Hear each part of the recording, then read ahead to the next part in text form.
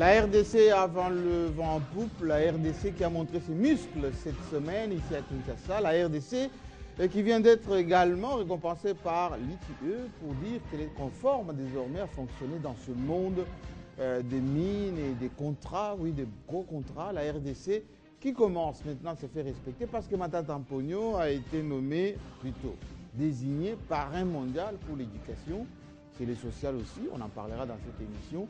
Mais aussi en RDC, il y a l'église, oui, l'église catholique, une partie de l'église catholique, la SENCO, qui s'est réunie aussi cette semaine pour ne pas saluer tout ceci, disant qu'il faut sauver le Congo à la manière de la SENCO. Alors certains parleraient de la main dite invisible de patron de l'église ici en RDC, en la personne de cardinal, oui, cardinal Monsengo. Est-ce que sa main continue à être toujours au-dessus, en dessous de la SENCO? C'est ce qu'on va essayer de voir dans cette émission. Parce que le club, c'est la réflexion des journalistes congolais librement invités et qui, eux aussi, s'expriment en toute liberté. Alors, c'est aujourd'hui la tour de contrôle de la presse nationale. C'est d'abord Daniel Safou qui, lui, franc-tireur, c'est le moins qu'on puisse dire, réformateur de la classe politique, pas de l'Église, parce que lui-même, il est catholique fervent. Non, l'Église, elle est restée la gardienne, n'est-ce pas, des valeurs. Qu'on se le dise, le pays est descendu très bas. Et laquelle de l'Église? Quand je parle de l'Église, corps du Christ, c'est l'Église catholique. Le père de l'Église, c'est l'Église catholique. Mais je ne fais pas allusion à Denis Lessi. Je parle de l'Église catholique. Qu'en reste-t-il de l'Église catholique lorsqu'on sait qu'il y a autant de groupes de prière que d'églises de réveil protestantes, kimbanguistes aussi? Vous n'allez pas, oui, non, il y a je suis d'accord. Donc tout le monde a voix au chapitre. Non, il y a ce qu'on appelle l'écuménisme, mais il y a un leader dans cet écuménisme. Non, le leadership c'est l'Église catholique. A été combattu c'est l'Église par universelle. Calvin il y a très longtemps. Bon, mais on en parlera tout à l'heure. L'Église a été combattue par des grands et des grands. L'Église est restée par les grands empereurs, les grands rois. L'Église est restée en tant que telle. Oui. Et n'a jamais bougé. Elle-même, elle a des problèmes, l'Église, surtout de moralité. Daniel Safou vient de s'exprimer auprès de l'Église, mais il y a aussi l'autre patron de la presse, c'est le journal du peuple. Est-ce que le peuple voit les choses de la même manière, lui doit aller que l'Église soit loin du milieu du village? Très bonne question, Jean-Malika Samba. Quand nous prenons la classe politique dans sa configuration actuelle avec les autres acteurs politiques qui ne s'affichent pas, même si ils s'expriment de l'une ou l'autre façon, par rapport à la majorité des Congolais, la population représente un plus grand pourcentage par rapport à la classe politique. Et donc cette classe politique, y compris ceux qui font la politique de l'autruche, n'ont pas le droit de prendre notre peuple en otage. Et voilà pourquoi, au nom du peuple, nous sommes là pour défendre les intérêts. Le pouvoir du peuple, on en parle aussi très souvent, mais quand on regarde les églises, le juriste maison, hein, Jésus disait à César ce qui est à César, et la constitution congolaise, elle est laïque, enfin la RDC est laïque. Lambert Mende dit il faut que l'Église ne viole pas la constitution parce qu'elle dit que la RDC est laïque. Est-ce que entre Mende et Senko, qui a tort, qui a raison? Il faut commencer par comprendre que mon Église. Oui. C'est votre Église. Oui, c'est mon Église. L'Église, une sainte catholique et apostolique universelle, est constituée des érudits à son sommet, parce qu'il faut qu'on se dise quelque chose pour être évêque. Le premier critère du point de vue scientifique, c'est avoir un doctorat. Et il y a des évêques et des archevêques qui en ont 2, 3 en missiologie, en théologie. Alors lorsqu'ils s'expriment, on comprend qu'ils ont raison de jouer leur rôle d'avant-gardiste en tant qu'Église. Mais lorsqu'au-delà de ça, on va jusqu'à confondre la hiérarchisation des choses, c'est-à-dire vouloir mettre la SENCO ou l'Église au-dessus des lois de la République, encore que Kabila lui-même n'est pas au-dessus des lois de la République. C'est ça la confusion. Nous aurons le temps d'en parler. On le verra tout à l'heure, et il vient de temps en temps nous rendre visite, c'est John Ngomboa, le patron de la rédaction d'Antenne A. Oui, JMK. Alors, est-ce que tout à l'heure, Daniel Safou disait l'Église, c'est le gardien des valeurs, mais est-ce que lorsqu'on parle de la pédophilie, on parle confusion des genres, les Valères sont restés encore là-bas ou pas? Moi, j'allais dire plutôt, l'Église est aussi constituée des citoyens Oui. qui peuvent avoir une opinion sur la manière dont leur pays est géré et de manière tout à fait libre et indépendante. Donc voilà.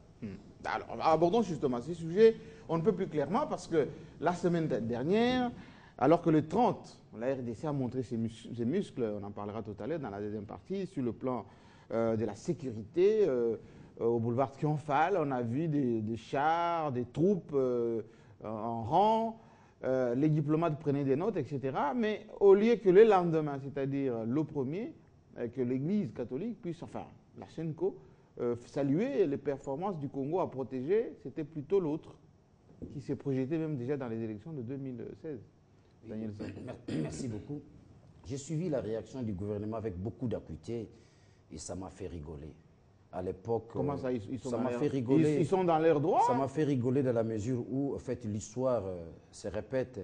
À l'époque, parmi les vaillants citoyens qui ont accompagné Moussengo, qui tenaient mordicus que Moussengo soit présent à l'époque de la conférence nationale souveraine, je crois que c'est Lambert Mende. C'est le même Lambert Mende qui accompagnait à l'époque, j'étais jeune déjà, qui accompagnait Tshisekedi et consorts dans les diplomates.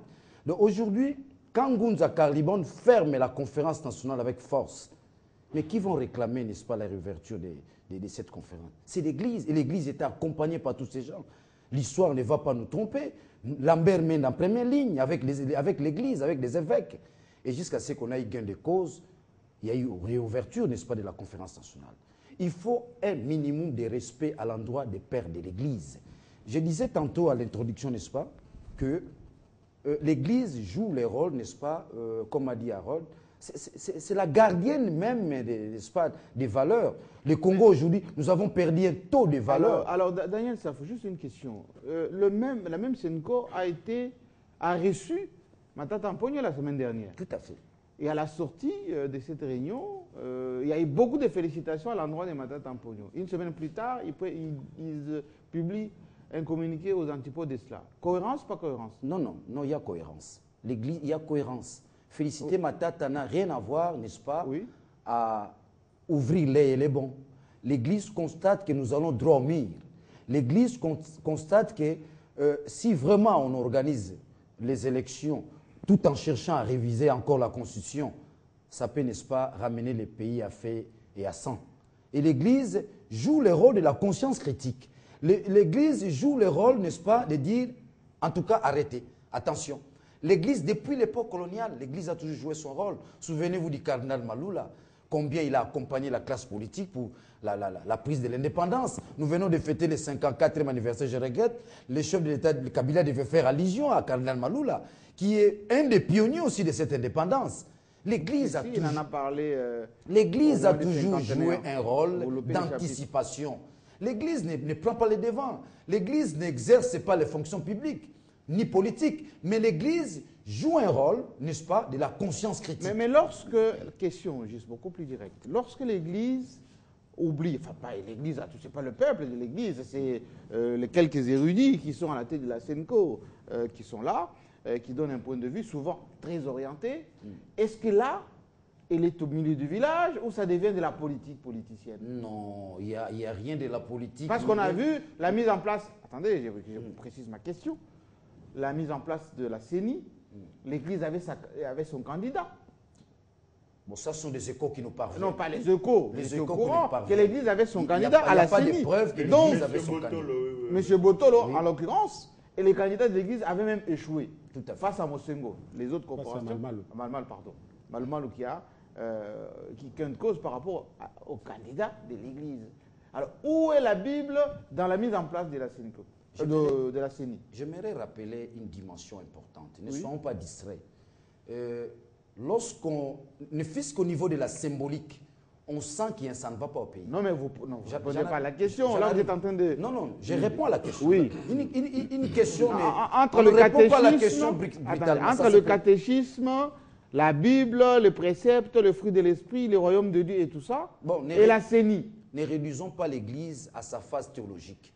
Réduisons l'Église à sa phase rationnelle et scientifique. Donc l'Église fait de la politique. je ne le dis pas. Je ne dis pas que l'Église fait de la politique. L'Église éveille les politiciens. L'Église aide les politiciens. Comme a dit Thomas d'Aquin, l'Église est claire. Mais pas dans un sens. L'Église est claire. Est claire, n'est-ce pas, Oui. la communauté. Mais je reviens les dangers qui nous guettent, M. Jamais, qu'on se les dise. Ça fait 9 mois, nous n'avons pas un gouvernement qu'on attendait. Hier, mais qu'est-ce que ça va avec l'Église? D'ici là, il y a le gouvernement, c'est que ça va avec j'en arrive. Oui. Je suis en train de relever Oui. les points symboliques Oui. qui, n'est-ce pas, frisent les chaos demain. C'est ça le problème.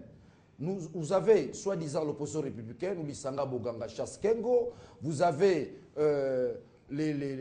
nos frères militaires qui ont défilé le 30 juin, où les FARDC, ils ont eu quelque chose, les policiers n'en Nos ont frères pas eu. militaires, ce sont l'armée nationale. Oui, monsieur. l'armée Il ne faut militaire. pas les appeler les frères. Non. C'est l'armée Non, nationale et la police. Ce sont nos concitoyens qui Oui, sont dans cette armée. les compatriotes, Les oui. compatriotes. En tant que chrétiens, j'aimerais les appeler frères. Frères, d'accord. Je reviens maintenant pour dire.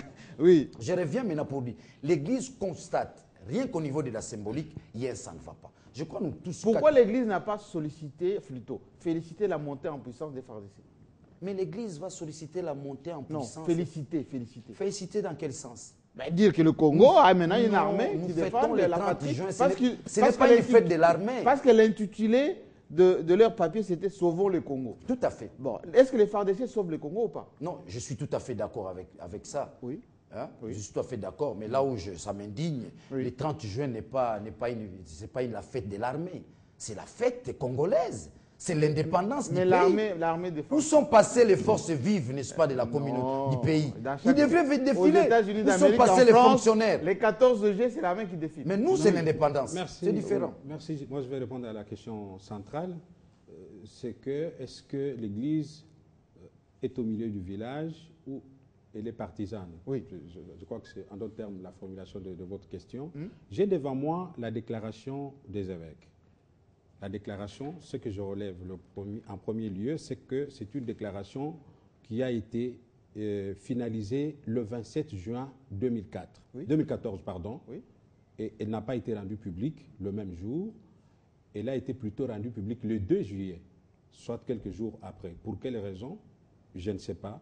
Trouver la réponse à cette question. J'observe à la dernière page les signataires de la déclaration.